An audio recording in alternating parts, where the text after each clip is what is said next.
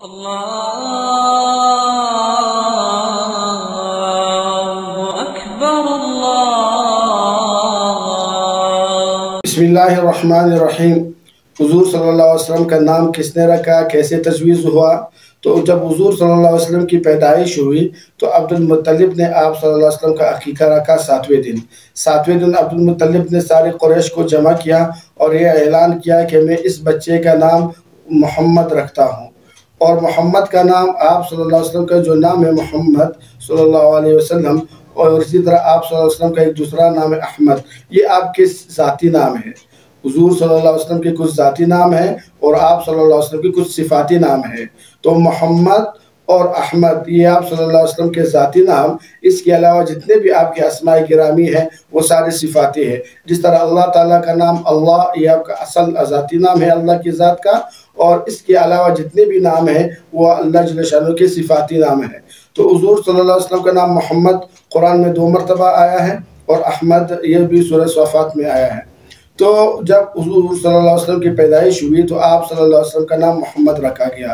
محمد کے معنی وہ ہستی، وہ ذات جس کے اصل کمالات کو اور محسنات کو بار بار کثرت کے ساتھ بیان کیا گیا ہو، اس کو محمد کہتے ہیں۔ یعنی وہ ذات جس کی بار بار تعریف کی گئی، بار بار تعریف کی گئی، اور یہ حقیقت بھی یہی ہے کہ آپ صلی اللہ علیہ وسلم کی ذات کی گرامی ایسی مخلوقات نہیں ہوگی جنہوں نے نہیں کی۔ اللہ جل شانہ کی طرف سے آپ کی تعریف ہوئی ہے، فرشتوں کی زبانیں آپ کی تعریف ہوئی ہے۔ اس کے علاوہ دیگر جتنے انبیاء گزرے ہیں انہوں نے بھی اپنی امت کو آپ صلی اللہ علیہ وسلم کی صفات اور کمالات اور محاسن کے بارے میں بتایا ہے، اور یہ بھی ایک خوشخبری دی ہو کہ ان کے بعد ہمارے بعد ایک نبی آنے والا ہے، یہ ان کی صفات ہے۔ اور اس امت محمدیہ میں تو آپ صلی اللہ علیہ وسلم کی سب سے زیادہ تعریف ہوتی ہے اور ہوتی رہے گی۔ اذان میں اس کا ذکر، قرآن میں اس کا ذکر جو قیامت تک باقی رہے گا۔ تو آپ محمد کے معنی وہ ذات جس کی سب سے زیادہ تعریف کی گئی ہے۔ اور دوسرا آپ صلی اللہ علیہ وسلم کے جو اسم گرامی احمد، احمد کے معنی سب سے زیادہ تعریف کرنے والا۔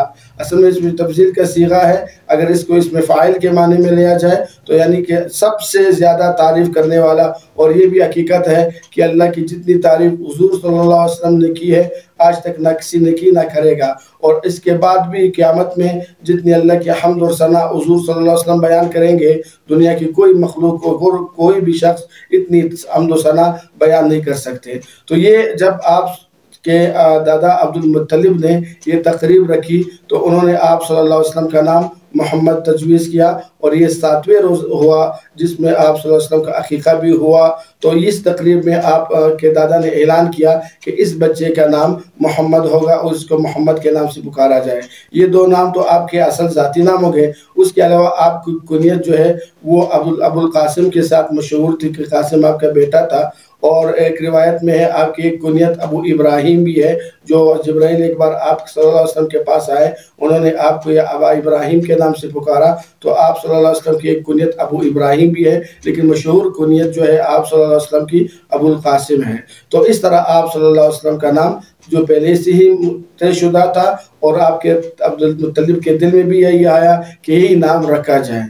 القارعة ما القارعة وما أدراك ما القارعة